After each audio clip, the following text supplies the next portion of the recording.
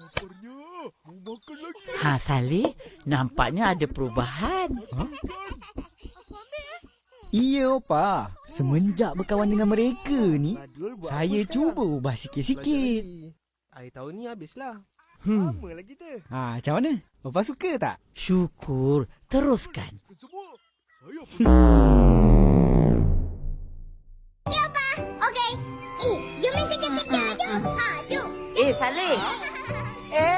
Apa ni? Nama kita Sally lah. S-I-L-L-Y. Sally? Apa-apa je lah. Oh, Pak Mael. Pak Mael. Woi, pekak!